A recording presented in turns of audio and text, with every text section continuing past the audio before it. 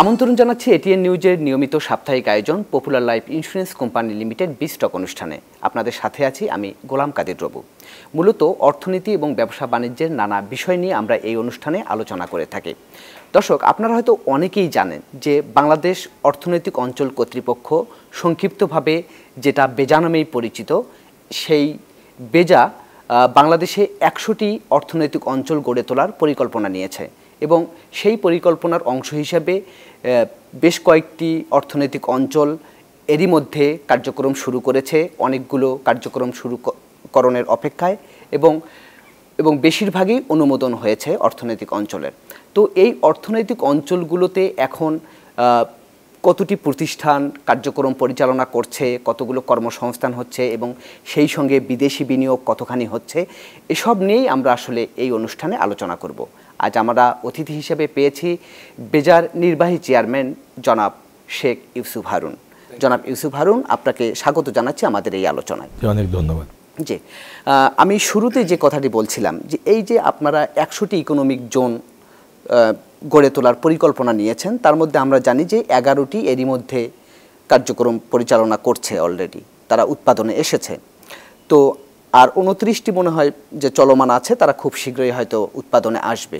আপনার কাছে একটু জানতে চাই, এই আপনাদের এই অর্থনৈতিক অঞ্চল যে উন্নয়নের অগ্রগতি আসলে কতখানি? জি, আপনাকে অনেক ধন্যবাদ।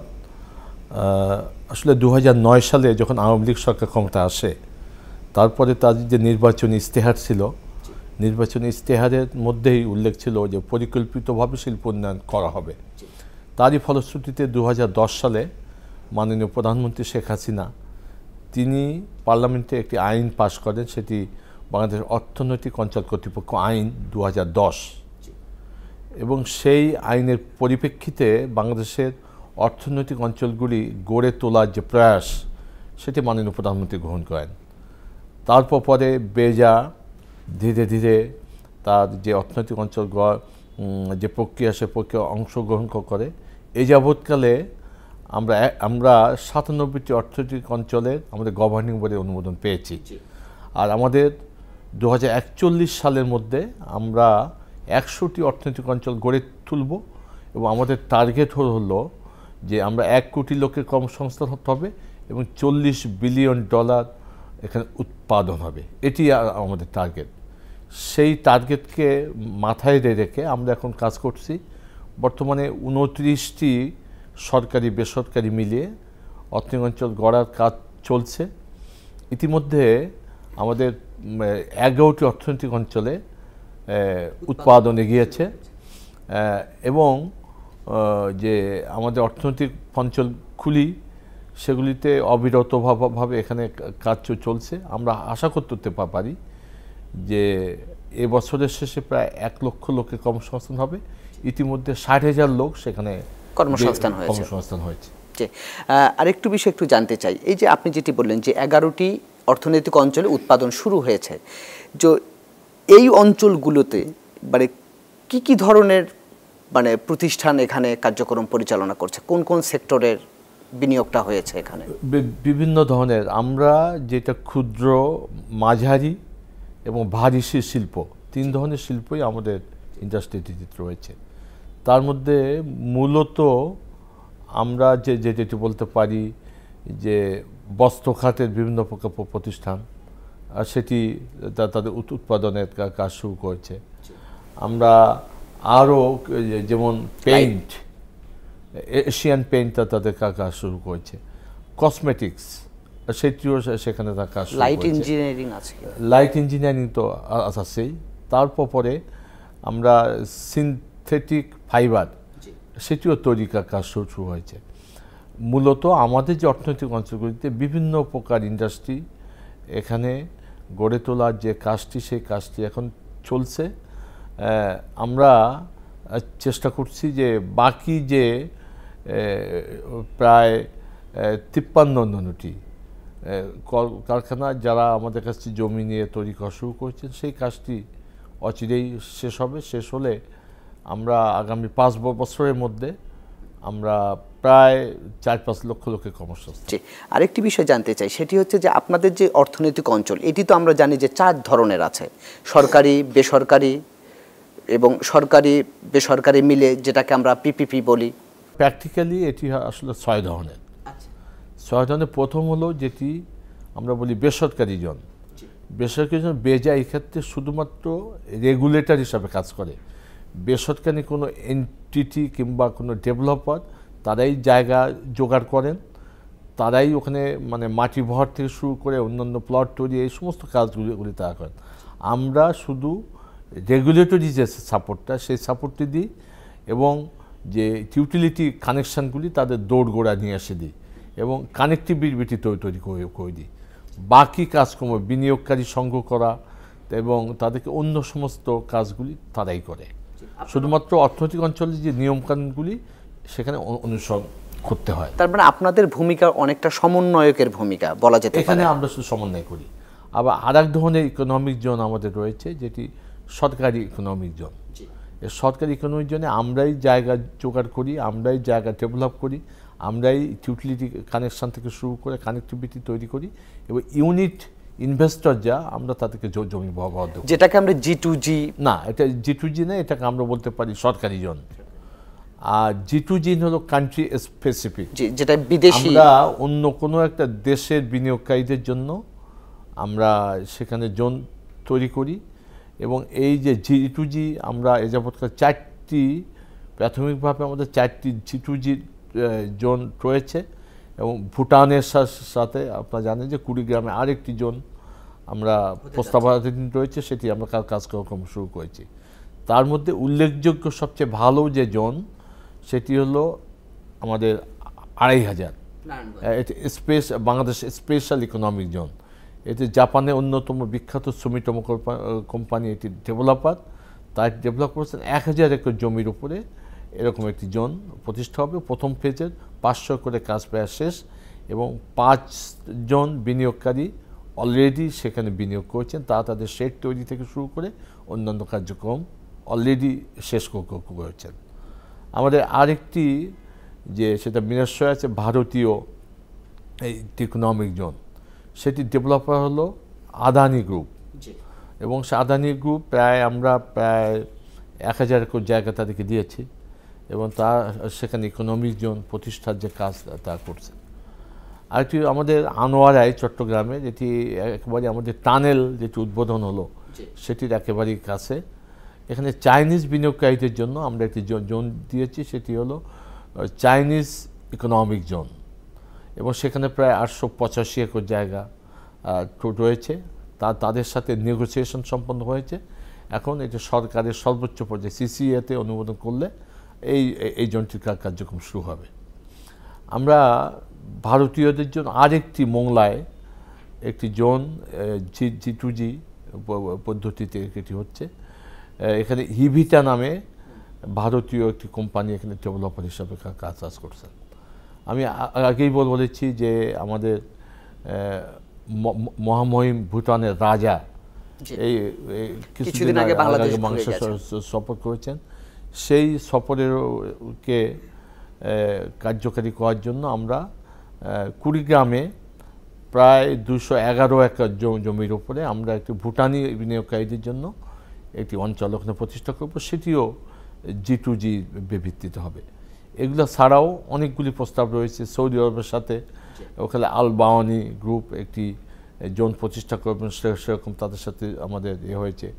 D8 কান্ট্রিজ তারাও আমাদেরকে এখানে একটি জোন প্রতিষ্ঠা করার ইচ্ছা ব্যক্ত করেছেন, তাদের সাথেও আমরা কাজ করছি।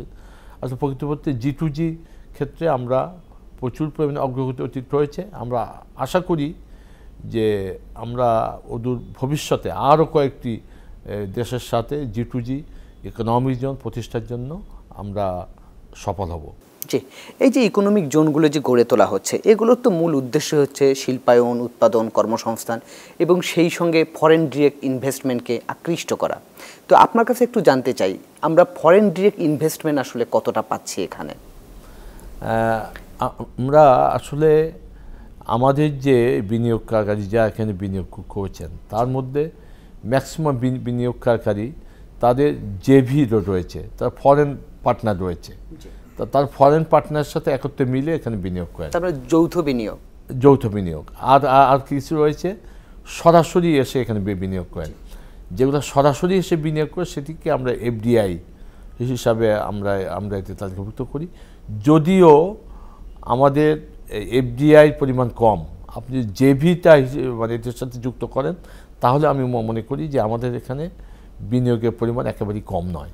আপনি যে কথাটা বললেন যে ফরেন ডিরেক্ট ইনভেস্টমেন্ট এসছে, যৌথ বিনিয়োগ এসছে, তো আপনি কি একটু এফডিআই কি পরিমাণ এসেছে সেটি কি একটু জানাতে পারেন? বেজাতে যে পরিমাণ ফরেন বিনিয়োগ এসেছে সেটির পরিমাণ হলো $1.6 বিলিয়ন।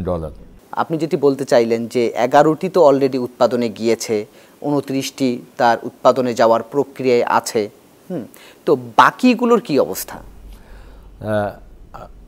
আসলে একটা জিনিস কিন্তু বলা প্রয়োজন, সেটি হলো এটি ইকোনমিক জোন প্রতিষ্ঠা করতে প্রচুর পরিমাণ অর্থের প্রয়োজন হয়, সময়ের উপর প্রয়োজন হয়। আমরা বাই ট্রান সবগুলি ইকোনমিক জোন আমরা বাস্তবায়ন করব। অতএব আমরা একবারে যদি সব বাস্তবায়ন করতে যাই তাহলে কোনোটাই বাস্তবায়ন করা যাবে না। আমরা ধীরে ধীরে আমরা আগামী 5 বছরে কোনগুলি করব সেটি একটি প্ল্যান আমরা নিয়েছি। 5 বছর কোন বিনিয়োগ, তার পরবর্তী 5 বছরে কতগুলি আমরা করব জোন, সেগুলো আমাদের এরকম করে আমাদের প্ল্যানের মধ্যে রয়েছে। আমরা 2041 সালের মধ্যে আমরা 100টি ইকোনমিক জোন করতে চাই, সেটি আমাদের টার্গেট। অতএব 41 সাল পর্যন্ত আমাদের সময় রয়েছে। এই সময়ের মধ্যে ধীরে ধীরে আমরা প্ল্যান করে আমরা এগোচ্ছি যাতে ওই টার্গেটে আমরা পৌঁছাতে পারি। জি, এই যে 100টি ইকোনমিক জোন আপনারা করছেন, সেই 100টি ইকোনমিক জোন যখন পুরোদমে উৎপাদন শুরু করবে তার অর্থ কি? তার অর্থ হচ্ছে প্রচুর পরিমাণে দেশি বিদেশি বিনিয়োগ আপনাদের দরকার হবে। তো এই যে দেশি বিদেশি বিনিয়োগ আকৃষ্ট করার জন্য আপনারা কি কি পদক্ষেপ নিচ্ছেন সেই ব্যাপারটি একটু আপনার কাছে জানবো, তবে তার আগে নেব ছোট্ট একটি বিরতি। দর্শক, আপনারা দেখছেন পপুলার লাইফ ইন্স্যুরেন্স কোম্পানি লিমিটেড বিস্টক অনুষ্ঠান। এবার নিচ্ছি ছোট্ট একটি বিরতি, আমাদের সঙ্গেই থাকুন।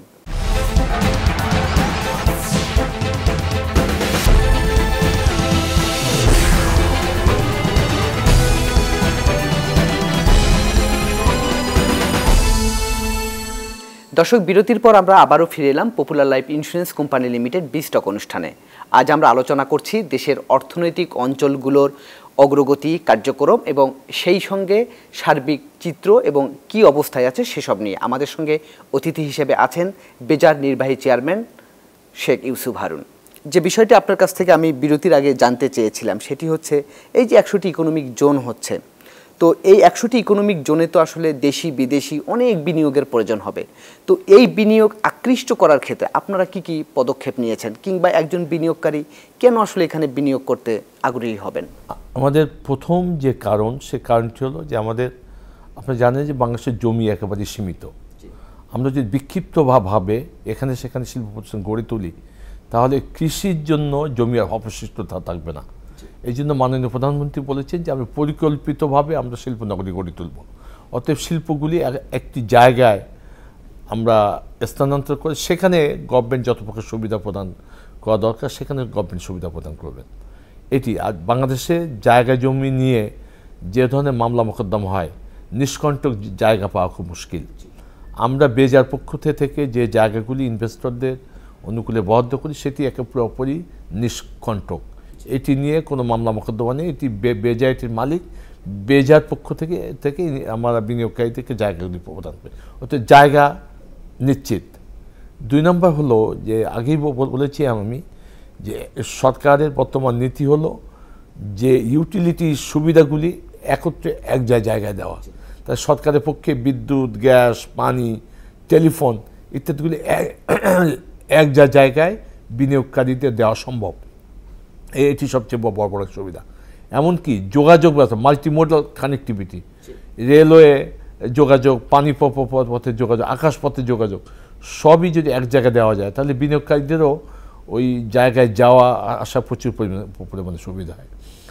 আর আরও কিছু রয়েছে, যেমন মনে করেন আমরা বিনিয়োগকারীদের জন্য বিশেষ ধরনের ইনসেন্টিভ আমরা তাদেরকে দিয়েছি, প্রণোদনা দিচ্ছেন। আমরা তাদেরকে প্রণোদনা দিয়েছি। এই প্রণোদনার মধ্যে আপনি মনে করেন যে কর্পোরেট ট্যাক্স প্রথম 3 বছর ফ্রি এবং 10 বছর পর্যন্ত আস্তে আস্তে বাড়বে। 10 বছর পর্যন্ত সে এই মানে কম রেটে কর্পোরেট ট্যাক্স দিতে পারবে।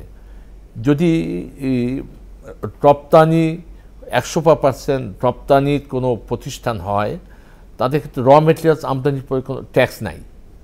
তারপর ইজি কাস্টমস সুবিধা, বন্ডেড ফ্যাসিলিটি, যদি কেউ এখানে বিনিয়োগ করে সেই বিনিয়োগটাটি যে খারাপ বিনিয়োগ হয়, সে 100% তার এই যে টাকা বিনিয়োগ করেছিল সেটি সে প্রত্যাহার করে নিয়ে যেতে পারবে। এরকম অনেক প্রকার সুবিধা রয়েছে। আমাদের যে ওয়ান স্টপ সার্ভিস, এখানে 125টি সেবা রয়েছে, তার মধ্যে 60টি সেবা আমরা অনলাইনে প্রদান করি। কোনো বিনিয়োগকারীকে আমার অফিসে আসার প্রয়োজন নেই, সে অনলাইন থেকে সুবিধাগুলি পেতে পারে। তারপর পরে অন্যান্য যে সমস্ত সুযোগ সুবিধা রয়েছে সবই আমি আমার ইকোনমিক জোনের মধ্যে আমরা সেটি নিশ্চিত করতে পারি। তাছাড়া আমরা যে সমস্ত প্রতিষ্ঠান এখানে বিনিয়োগ করেন তাদের যে শ্রমিক যেটি প্রয়োজন হয়, আপনি জানেন যে অন্যান্য দেশের তুলনায় বাংলাদেশের শ্রমিকদের শ্রমমূল্য কিছুটা হলেও কম।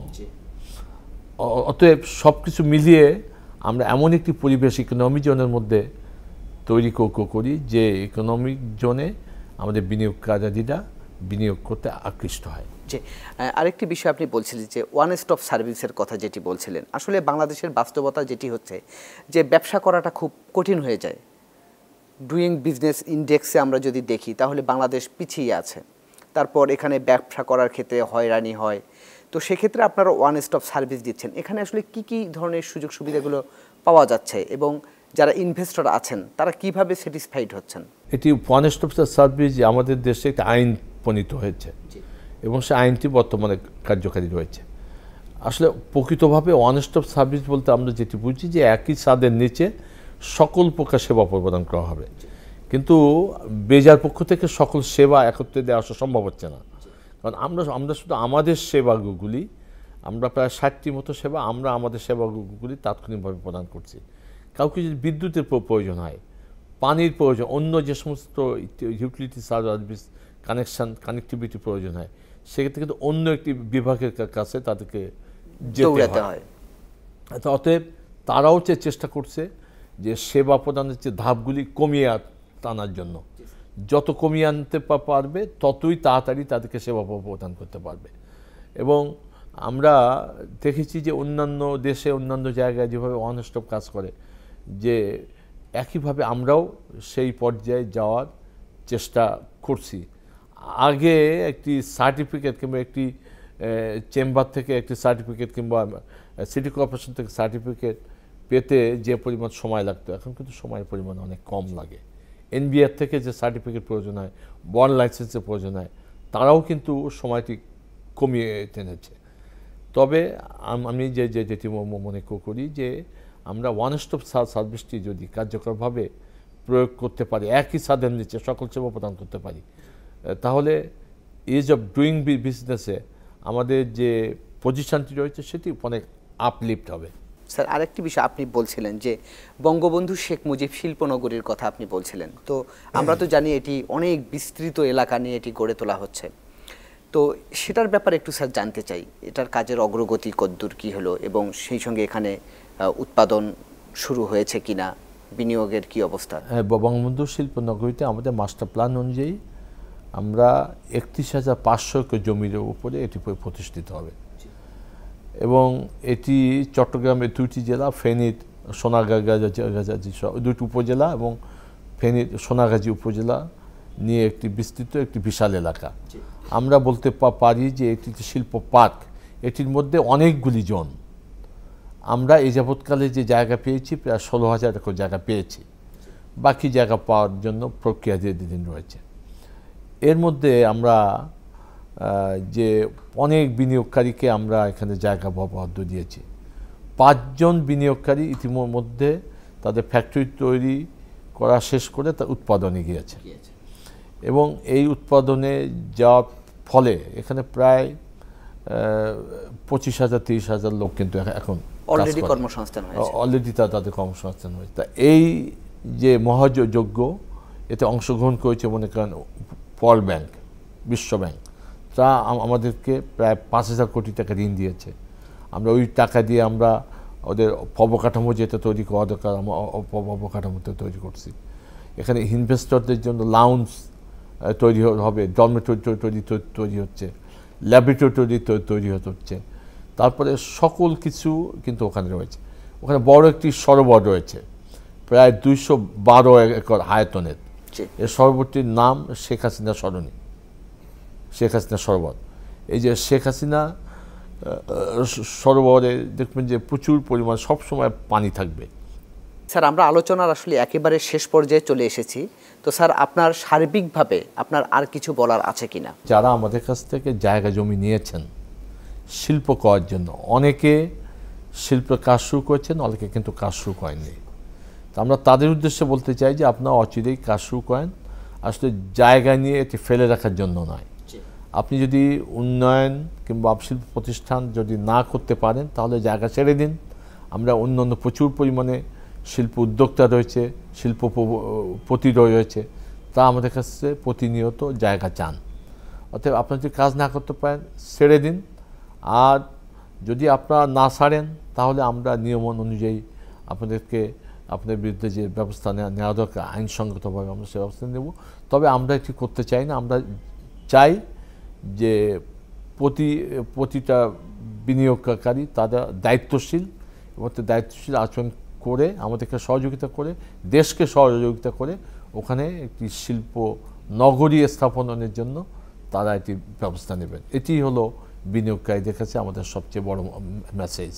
দর্শক, এই ছিল আজকের পপুলার লাইফ ইন্স্যুরেন্স কোম্পানি লিমিটেড বিস্টক অনুষ্ঠান। আগামীতে আবারও দেখা হবে অন্য কোনো বিষয় নিয়ে। সে পর্যন্ত ভালো থাকুন, সুস্থ থাকুন, এটিএন নিউজের সঙ্গেই থাকুন।